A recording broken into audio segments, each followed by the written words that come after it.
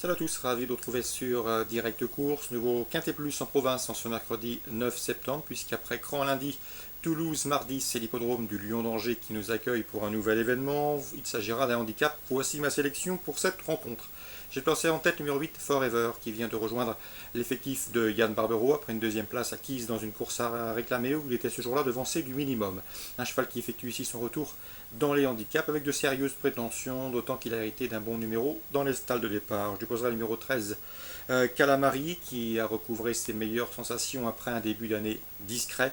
Sachez que le cheval reste sur 2 succès en dépit d'un poids revu à la hausse. Je le pense capable de jouer les premiers rôles. On retiendra également le numéro 1, King Hair en Moran. C'est vrai qu'il devra rendre du poids à l'ensemble de ses rivaux du jour. C'est vrai qu'il est absent depuis le 10 mai. Cela dit, il a des références à faire valoir à ce niveau. Déjà 3 victoires et 3 places en 13 tentatives dans les quintés. Une expérience qui jouera en sa faveur. Le numéro 11, Kirikal, attention à lui. Un cheval qui a gagné facilement, c'était courant juillet sur les programmes de Dieppe. Il a été remonté de 5 livres suite à cette performance. Et en dernier lieu, il a beaucoup mieux conclu que ne l'indique son échec relatif donc sur l'hippodrome de Vichy. Dans ce lot, je le pense capable de refaire parler de lui. Le 11 Kirikal. J'ai également retenu au Moran le 4 Life Pride qui a bien fini dans le grand handicap de la Seine. C'était sur cette distance au mois de mai à Longchamp. Un bon numéro dans les stalles, l'occasion lui donnée de se mettre en évidence. On retiendra également le numéro 12 Mutalahut que j'aurais retenu beaucoup plus haut si Mutalahut n'avait hérité d'un numéro en dehors dans les stalles. Sachez que le cheval n'a jamais terminé plus loin que 4e en 6 courses courues cette année. Il est toujours présenté à bon escient par Christophe Letout. Sachez également qu'il retrouve le parcours de son dernier succès, celui obtenu le 14 juin. J'ai également retenu le 6 Glorioso. Glorioso, 4e du prix de l'Artois. C'était sur l'hippodrome de Compiègne, une performance qui l'autorise ici à jouer les premiers rôles. Le numéro 7, Chief OK, qui a gagné un quintet plus à Maison Lafitte courant octobre. Sa situation sur l'échelle des poids n'est plus la même, mais il vient de manifester un regain de condition sur l'hippodrome de Vichy. Dès lors, la méfiance s'impose.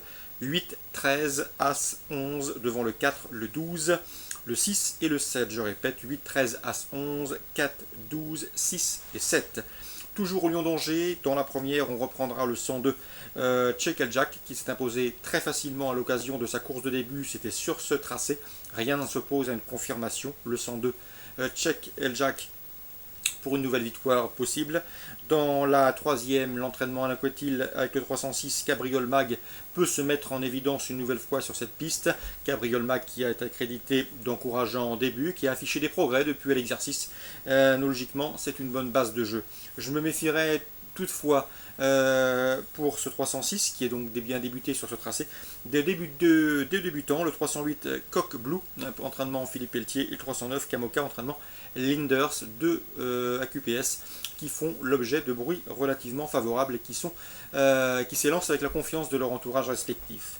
Dans la quatrième, maintenant, le 405 Artificier me semble en mesure de frapper un grand coup, lui qui vient de rejoindre l'effectif d'Alain Coetil. Il était auparavant sous la férule de Carlos Lafond Parias. Il a couru une course à réclamer. Alain Coetil s'en est porté acquéreur avec l'un de ses fidèles clients.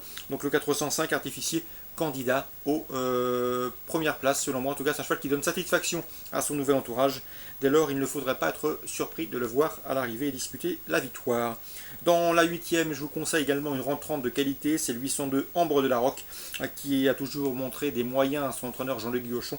Elle n'a pas été revue depuis plusieurs mois maintenant, mais attention, elle a déjà pas mal de travail. Elle est plaisante, elle n'est pas si facile que ça à piloter, mais si elle est bien lunée et appliquée dans ses sauts, et s'il ne tire pas trop, je la pense capable ici de bien faire dès cette reprise de contact avec la compétition. Le 802 Ambre de la Roque à suivre d'emblée à mes yeux. On résume tout ça pour Lion d'Angers.